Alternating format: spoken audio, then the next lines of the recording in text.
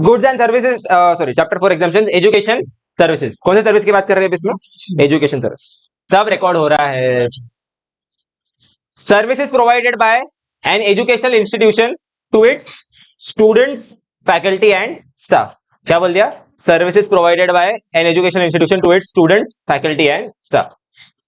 दिया ने स्कूल को क्या दिया? पैसे दिए। स्कूल ने क्या दिया? Tuition services. वो दिया के फीस पे जीएसटी लगना चाहिए क्या? नहीं लगेगा। किस पे नहीं लगेगा? एजुकेशन इंस्टीट्यूशन पे नहीं लगेगा। अपन देखने वाले कि एजुकेशन इंस्टीट्यूशन में क्या क्या आता है। अपन देखने वाले कि एजुकेशन इंस्टीट्यूशन में क्या क्या आता है। क्लियर है? तो अगर समझो दिया से फीस लिया और दिया को क्या दिया? ट्यूशन सर्विस दिया, उस पर जीएसटी लगेगा क्या? नहीं लगेगा। समझो दिया से फीस लेके दिया को कैंटीन सर्विस दी, जीएसटी लगेगा? लग जाएगा। इधर लिखा है कैसा कुछ कि कौन सी सर्विस, क्या लिखा है उधर? पढ़ो ढंग से, जरा सार्थक जोर से पढ़ो।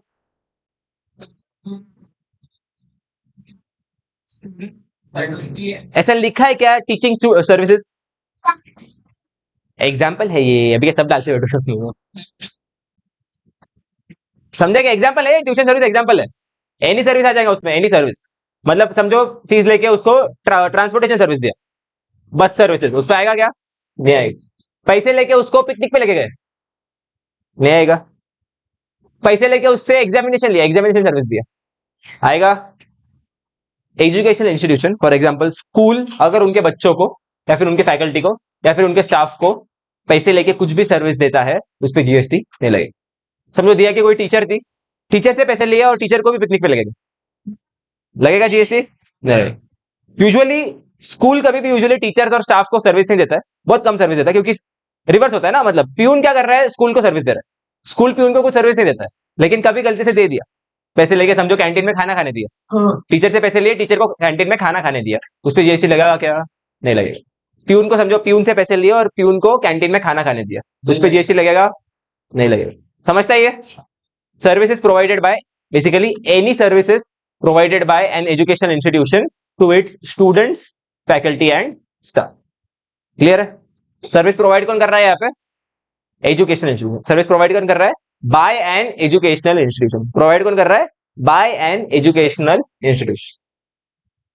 Second, services provided by an educational institution by way of conduct of entrance examination against consideration in the form of entrance fee. NCERT समझते हो? सीबीएसई बोर्ड जो, उन्होंने क्या किया? पैसे लिए दिया से और उसको बोला तो एंट्रेंस एग्जाम देते जेई, तो उस पर जीएसटी लगेगा क्या? जीएसटी लगेगा? नहीं लगेगा। उस पर बैंक मेन एंट्री क्या है?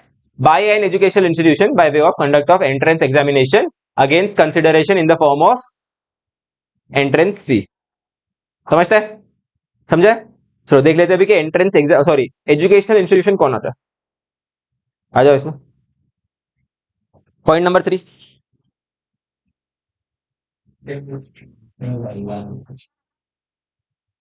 Point number 3, educational institution means an institution providing services by way of preschool and education up to higher secondary school. Preschool and education up to higher secondary school और equivalent। मतलब क्या? Example क्या? School से लेके, मतलब कब तक आएगा ये? बेसिकली इंडियन एजुकेशन की बात करूं, 12th तक आएगा, 12th तक। तो एजुकेशनल इंस्टीट्यूशन में क्या आ जाएगा? प्री स्कूल से लेके 12th तक, प्री स्कूल से लेके 12th, मतलब nursery, junior KG, senior KG, first, second, third, कब तक आएगा? 12th तक। सेकंड क्या आता है? Education as a part of curriculum for obtaining a qualification recognized by any law for the time being in force. Only Indian law is covered here. Educational courses recognized by foreign laws are not covered in this entry. Private coaching institutions are also not covered under this entry. मेरे को बताओ, chartered accountancy जो अपने को ये मिलता है, sorry degree मिलता है, is it recognised by law? Chartered accountants act 1949 से के अंदर रिकॉग्नाइज्ड है, तो वो कवर हो जाएगा इसमें। तो आईसीएआई एजुकेशनल इंस्टीट्यूशन में कवर होगा क्या? ओवर कवर हो जाएगी। क्लियर है? हाँ, नहीं लगेगा। बीबीए फ्रॉम इंडियन यूनिवर्सिटीज क्या है? Second, BBA from Indian universities. BBA भी एक एक्ट के अंडर कवर होता है, ठीक है? एक्ट के अंडर कवर होता है, तो फिर वो उसके ऊपर भी जीएसटी नहीं लगेगी। लेकिन समझो अगर कल जाके तुम लोग सीएफए करते हो, लगेगा? सीएफए इंडियन लॉ में रिकॉग्नाइज्ड है क्या? फॉरेन लॉ का, उस पर जीएसटी लग जाएगा। और लास्ट क्या है? Education as a part of an approved vocational education course. Education as a part of an approved vocational education course. Clear है? तो फर्स्ट पार्ट में क्या आ गया, नर्सरी से लेके 12th तक, और सेकंड पार्ट में क्या आ गया, हाँ मतलब उसमें सब कुछ आ गया, उसमें बैचलर्स डिग्री भी आ गई और उसमें मास्टर्स डिग्री भी आ गई। अगर तुम लोग एमबीए करते हो आईआईएम से, तो वो भी आईआईएम एक्ट के अंडर रिकॉग्नाइज्ड है, वो भी किधर रिकॉग्नाइज्ड है, आईआईएम एक्ट के अंडर। अगर तुम लोग एमबीए करते हो संदीप यूनिवर्सिटी से, वो भी कोई ना कोई यूनिवर्सिटी के अंडर होगा, समझो पुणे यूनिवर्सिटी के अंडर होगा, और वो भी किधर होगा रिकॉग्नाइज्ड, कोई तो कोई एक एक्ट में रिकॉग्नाइज्ड होने वाला है, तो वो सब इधर कवर हो जाएगा। तो तुम्हारी बैचलर्स डिग्री और तुम्हारी मास्टर्स डिग्री सेकंड पॉइंट में कवर हो जाएगा। और लास्ट क्या है, education as a part of an approved vocational education course, ये क्या होता है, हाँ नहीं तो इधर बेसिकली अप्रूव्ड होना चाहिए, approved, but vocational education course मतलब क्या, ऐसा कुछ, हाँ थोड़े बहुत स्किल सिखाते हैं वो, यार कंप्यूटर का कौन सा रहता है वो, एमएससीआईटी पता है, वो 10th के बाद होता है कंप्यूटर कोर्सेज, वो सब क्या होता है, वोकेशनल एजुकेशन कोर्सेज, मतलब तुम्हारे सिलेबस के बाहर एडिशनल स्किल डेवलपमेंट के लिए होता है। लेकिन इधर क्या है, अप्रूव्ड वोकेशनल एजुकेशन कोर्स। तो फोर्थ वाला नोट्स पढ़ लेते, what is an approved vocational education course, पढ़ समृद्धि।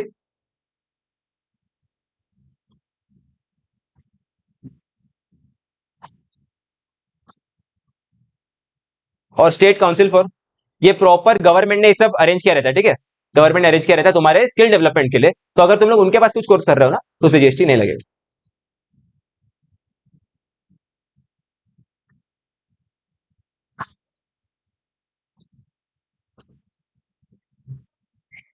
ठीक है, national council for vocational training से अगर कोई प्राइवेट इंस्टीट्यूट जुड़ा हुआ है, तो उसके कोर्स पे भी जीएसटी नहीं लगेगा।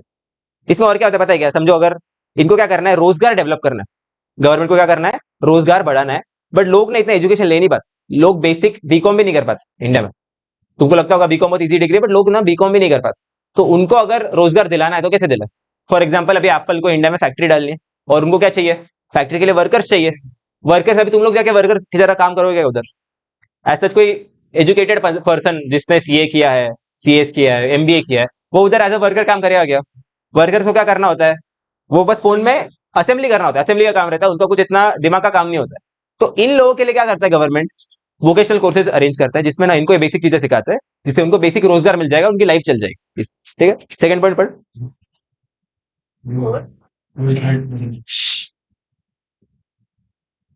डायरेक्टोरेट,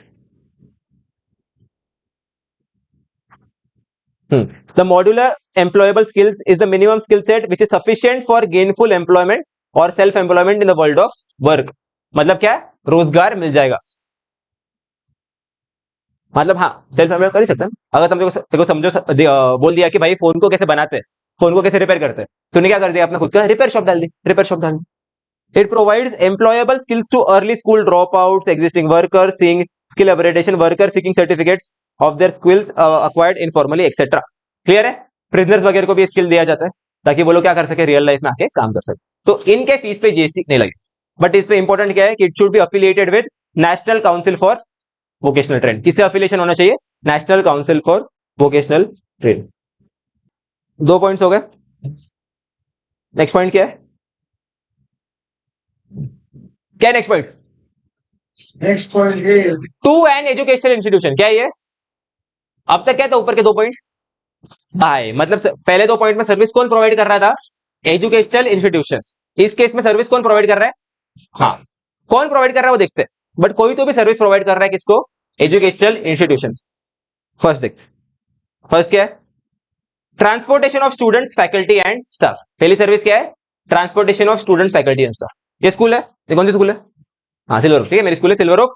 इन्होंने क्या किया, मिस्टर काका ट्रांसपोर्टर्स को पैसे दिए, मिस्टर काका ट्रांसपोर्टर्स ने क्या किया, स्कूल को ट्रांसपोर्टेशन सर्विस दी।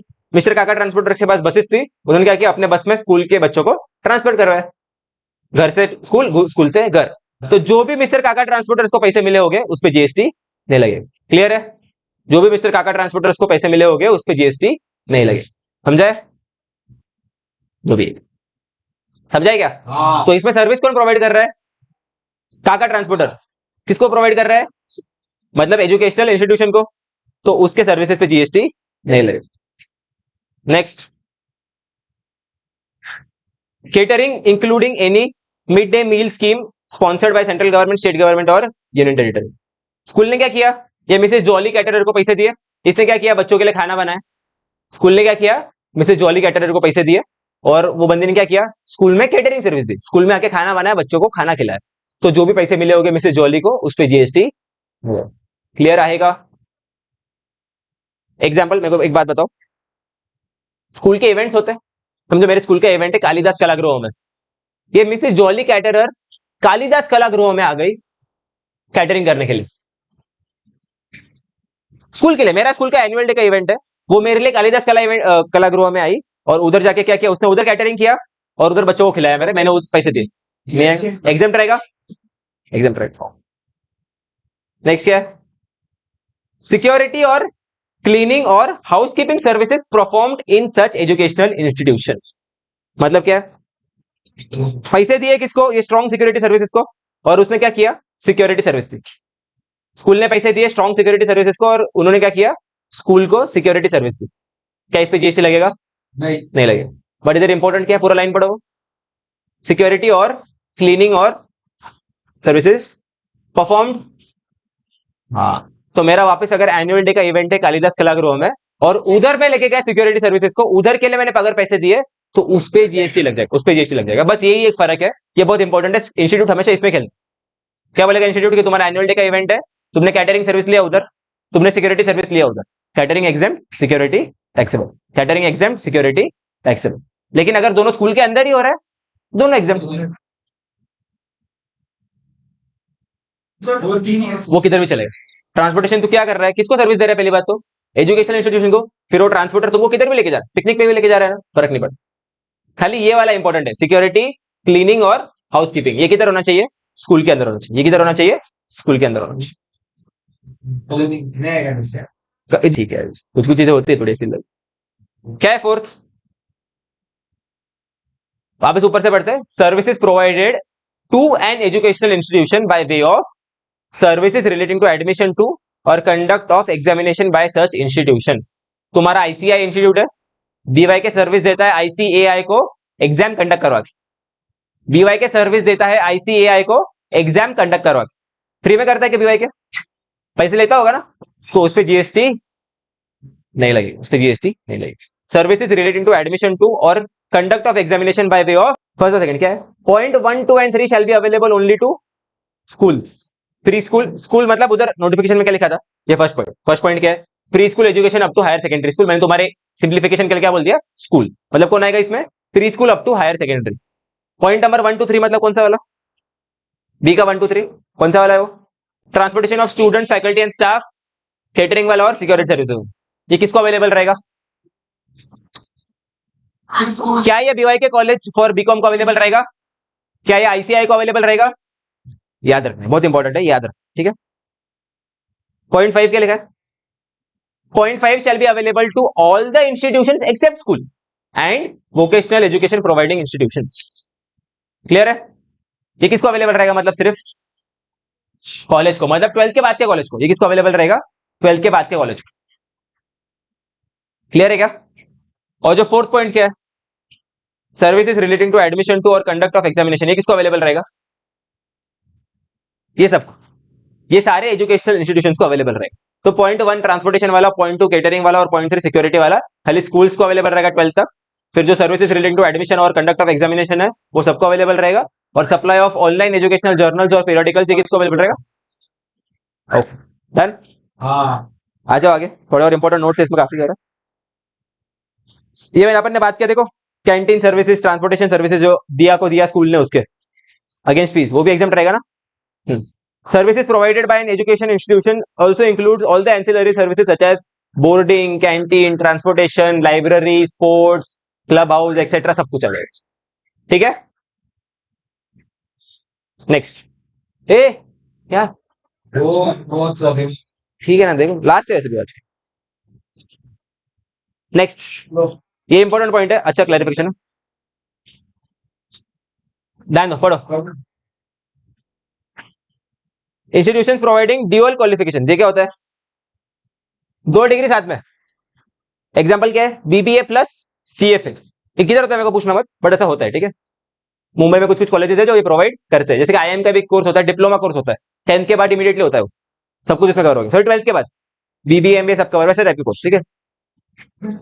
हाँ वैसा नहीं, बट एक ही इंस्टीट्यूशन एक ही जगह वो प्रोवाइड हो रहा है ऐसा। तो इसमें क्या लिखा है,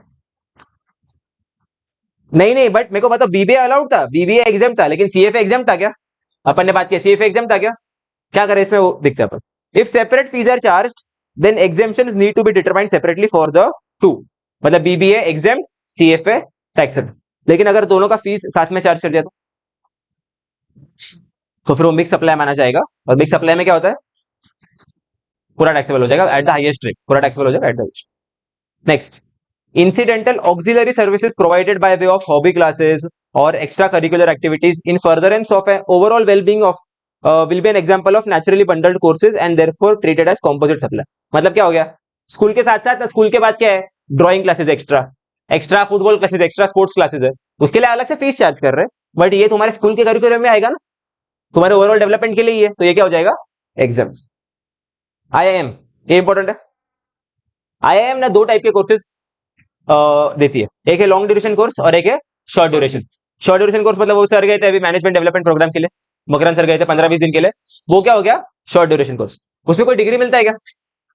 उसमें खाली क्या मिलता है, सर्टिफिकेट ऑफ पार्टिसिपेशन, उस पर जीएसटी लग जाएगा, उस पर जीएसटी लग जाएगा, याद रखना, उस पर जीएसटी लग जाएगा। बट लॉन्ग ड्यूरेशन कोर्स जिसमें सिर्फ डिप्लोमा और डिग्री सर्टिफिकेट मिल रही है, that shall be examined under the IIM act.